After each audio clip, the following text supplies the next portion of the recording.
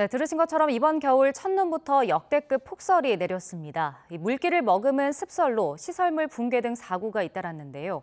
올겨울 예측이 쉽지 않은 습설과 국지성 폭설이 얼마나 내릴지 알아보겠습니다. 공항진 YTN 재난자문위원 연결돼 있습니다. 위원님 나와 계십니까? 네, 안녕하세요. 네, 앞서 보도로도 보셨는데요. 이 최근에 내린 네. 폭설로 피해가 상당했습니다. 이게 습기를 많이 머금은 이 습설 때문에 피해가 커졌다라는 분석인데 먼저 습설이 만들어진 이유부터 좀 설명을 해주시죠. 습설은 말 그대로 습기를 많이 포함한 눈이죠. 근데 습기를 많이 포함하려면 눈의 구조가 습기를 포함할 수 있어야 되고 또 이 눈구름이 발달할 수 있어야 되고 또 수증기가 많이 공급되어야 됩니다. 이 세 가지 조건을 모두 이번에 충족시켰다고 볼 수가 있는데 습설의 특성상 한 영하 5도 정도 아래에서 많은 수증기들이 달라붙게 돼 있고요. 그리고 지금 해수면 온도가 예년보다는 조금 높은 상태입니다. 그래서 서해로부터 많은 수증기가 공급이 됐고요. 또 북쪽에서 내려오는 찬 공기하고 서해의 온도차, 뭐 세기차라고도 하는데 이 온도차가 커졌어요. 그래서 보통 한 17도 정도면 눈구름이 발달하는데 이번에는 27도 가까이 벌어졌기 때문에 이렇게 습선이 만들 수 있는 세 가지 조건, 조직적인 측면, 그다음 수증기 공급 측면, 그리고 눈구름의 발달 측면 이 세 가지가 모두 만족돼서 이례적인 117년 만에 폭설로 이어졌다 이렇게 볼 수 있겠습니다. 네, 그래서 이번 습설로 시설물 붕괴 같은 사고도 잇따랐는데요. 뭐 일반적인 눈과 습설의 무게 차이라든지 위험성은 어느 정도로 차이가 나는 건가요?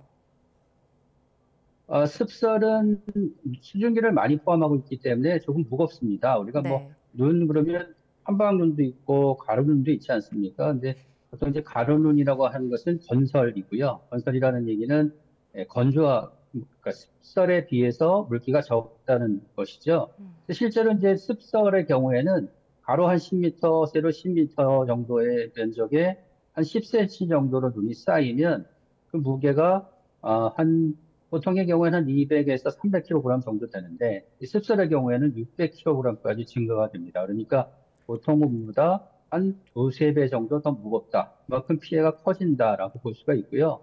또 이 건설하고 습설의 차이를 보면 건설은 쉽게 제거가 됩니다. 뭐 자루를 쓸면 쉽게 제거가 되는데 습설은 계속 녹고 있고 이게 자꾸 또 얼고 하기 때문에 이게 제대로 제거하기가 힘듭니다. 그러니까 오히려 제거하기 힘들기 때문에 오랫동안 영향을 줄 수 있고 또 쌓이는 도중에 얼고 무게가 더 나가고 이런 것들이 되풀이되다 보니까 습설은 큰 피해를 가져오기가 쉽습니다. 우리가 예전에 울진인가요? 포항인가요? 거기서 그 학교에서 그 MT 같은 그런 행사를 가졌다가 지붕이 통째로 무너져서 큰 피해를 봤던 그런 경험이 있는데 이때도 눈이 한 60cm 이상 내리면서 그 눈 무게를 이기지 못하는 구조물들이 무너진 거거든요. 우리나라 구조물이 대부분 이 습설, 이 무거운 눈에는 그렇게 대응이 잘 되어 있지 않습니다. 그러면 북유럽이나 또는 일본에 눈이 많이 내리는 지역 같은 경우에는 지붕이 되게 삼각형 형태로 되어 있거든요. 그러니까 눈이 쌓이고 쌓이지 못하고 흘러내리도록 되어 있는데 지금 무너지는 구조물들이 대부분 둥근 형태로 이루어져 있어서 이런 경우에는 이 눈의 무게를 이기지 못하고 무너지는 경우가 많다. 이렇게 보시면 될 것 같습니다. 그래서 이제 구조물에 대한 것도 조금 더 튼튼하게 좀 이 습설에 대비하는 그런 것들이 필요해 보입니다. 네. 보통 저희가 이제 눈 1cm를 얘기할 때 비 1mm와 비슷하다고 하는데 막상 이제 앞서 조금 언급을 해주셨습니다만 10cm 눈과 비 10mm를 비교해 보면 피해 차이가 크게 나거든요. 이게 결국 눈 무게 때문에 그런 건가요?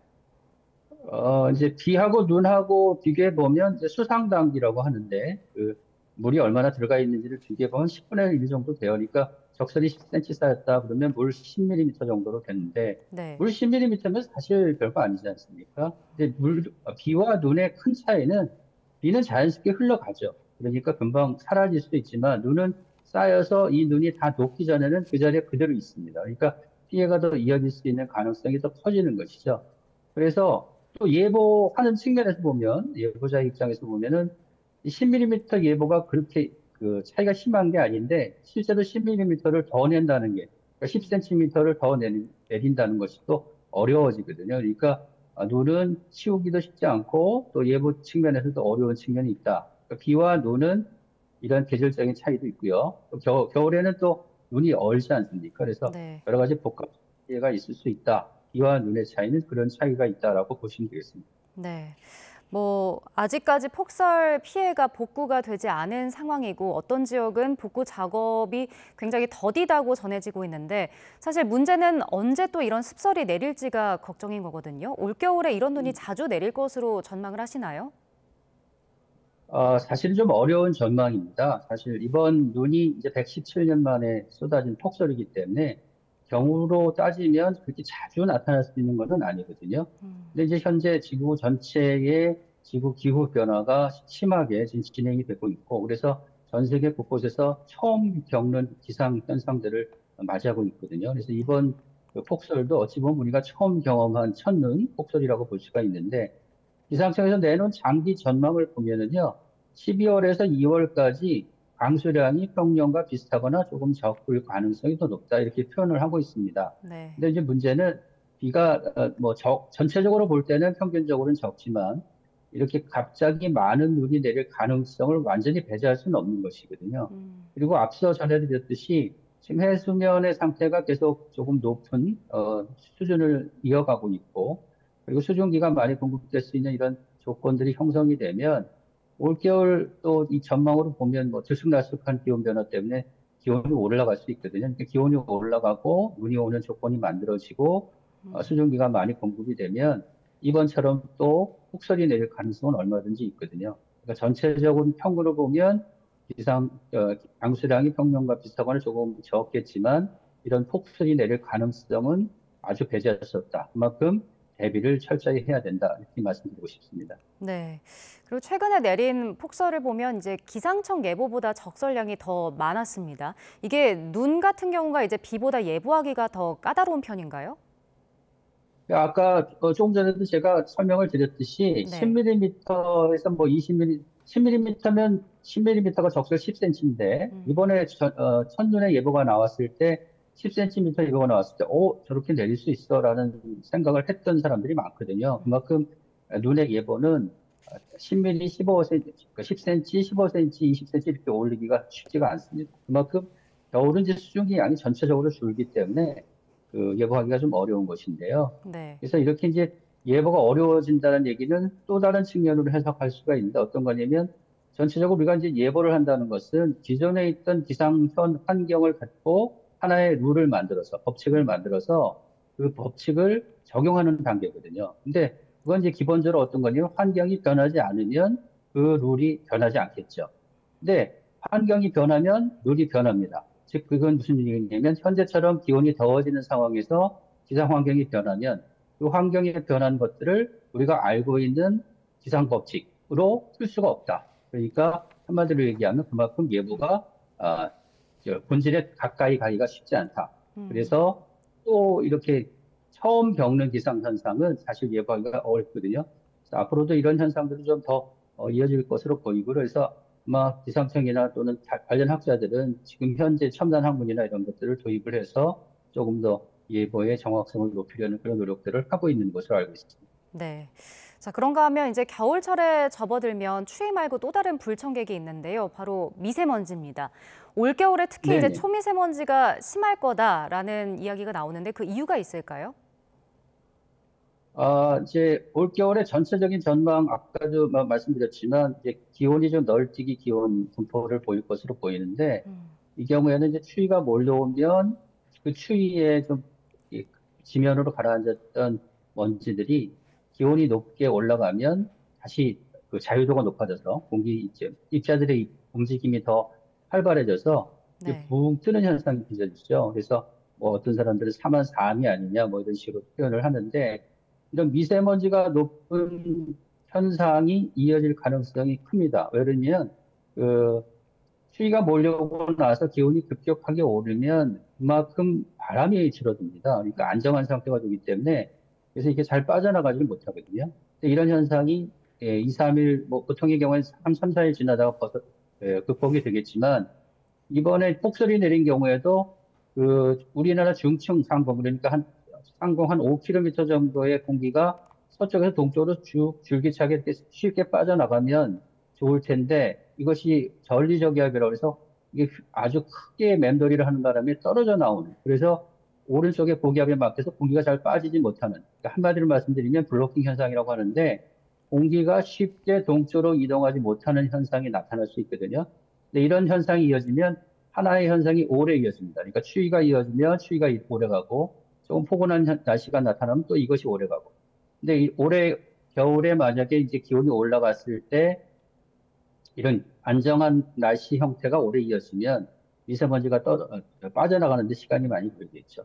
그래서 아무튼 간에 최근에 몇 년의 통계를 보면 이렇게 추운 겨울에 추위가 풀릴 때 이 미세먼지가 극심한 그 현상이 빚어진다라고 보시면 올해도 이런 겨울철에 미세먼지에 대한 대비도 하시는 것이 좋겠습니다. 네.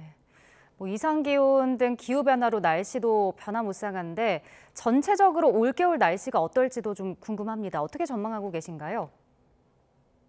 예, 한마디로 말씀드리면 이제 시청자 여러분께서는 뭐 좀 확실한 얘기를 좀 원하실 텐데 사실 그렇게 확실한 얘기를 드리기는 좀 어렵고요. 예를 들면 날씨라는 것이 바로 하루 이틀 정도는 뭐 어느 정도 예보가 가능하지만 시간이 지나면 그 예보가 신뢰성이 크게 떨어지기 때문에 예보를 할 수가 없거든요. 그래서 가을철이나 겨울철 이런 계절은 예보라고 하지 않고 전망이라는 표현을 씁니다. 신뢰도가 뭐 50% 조금 넘는 수준이거든요. 그래서 우리가 이런 걸 활용할 때는 어떻게 보면 평년보다 얼마나 높을지, 뭐 낮을지 이 정도의 장기적인 어떤 추세를 갖고 활용을 해야 되는데, 지금 기상청이 내려온 걸 종합해 보면 12월과 1월, 2월, 3개월 모두 기온은 평년과 비슷하거나 조금 높을 가능성이 크고요.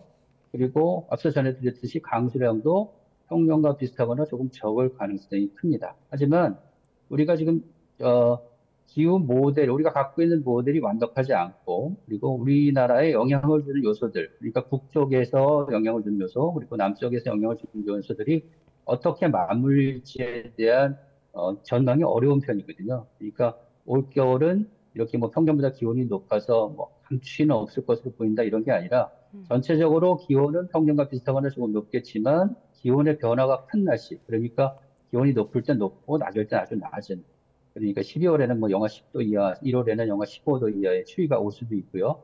그런 반면에 영상 10도로 올라가는 그런 혼한 날씨도 있을 수 있다. 한마디로 얘기하면 그 기온이 롤러코스터처럼 이렇게 오르내리는 널뛰기가 이어질 가능성이 높고 또 폭설의 가능성도 배제할 수 없다. 이렇게 보시면 될 것 같습니다. 알겠습니다. 자, 지금까지 공항진 YTN 재난자문위원 연결해서 날씨 알아봤습니다. 오늘 말씀 고맙습니다. 네, 감사합니다.